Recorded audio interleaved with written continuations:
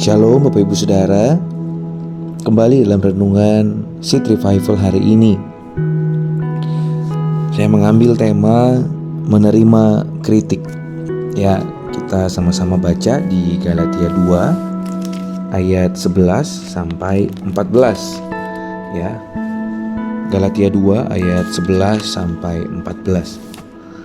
Paulus bertentangan dengan Petrus.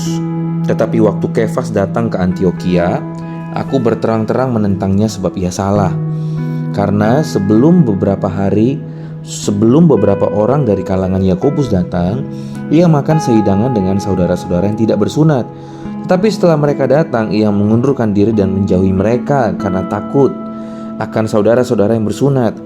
Dan orang-orang Yahudi yang lain pun turut berlaku munafik dengan dia, sehingga Barnabas sendiri turut terseret oleh kemunafikan mereka. Tetapi waktu kulihat bahwa kelakuan mereka itu tidak sesuai dengan kebenaran Injil, aku berkata kepada Kefas di hadapan mereka, jika engkau Yahudi, hidup secara kafir dan bukan secara Yahudi, bagaimanakah engkau dapat memaksa saudara-saudara yang tidak bersunat untuk hidup secara Yahudi? Amin buat firman Tuhan. Ya, Bapak Ibu Saudara, sungguh tidak mudah menerima kritik dengan lapang dada. Ya, kritik terutama yang tajam seringkali dilihat sebagai serangan terhadap pribadi kita. Kita mungkin serta-merta mencoba mempertahankan diri dan membantah tuduhan kritik tersebut. Rasa tidak suka dapat terarah kepada pribadi yang mengkritik dan mendorong kita untuk menyerang dia balik. Padahal mungkin ada kebenaran yang tidak terbantahkan yang akan disampaikan. Bahkan banyak kritik yang amat bermanfaat untuk memperbaiki hidup kita, juga untuk kebaikan jemaat Tuhan. Di sini Rasul Petrus mendapat kritik yang pedas dan terang-terangan dari rekannya Paulus.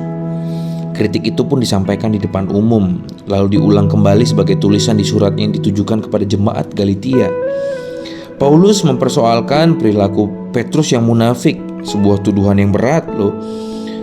Karena Petrus menunjukkan persahabatannya dengan orang yang tidak bersunat dengan makan bersama. Tapi ketika orang Yahudi datang, Petrus menjauh. Dia pergi dari kumpulan orang yang tidak bersunat itu, supaya dia tidak dipandang buruk oleh teman-teman yang Yahudi.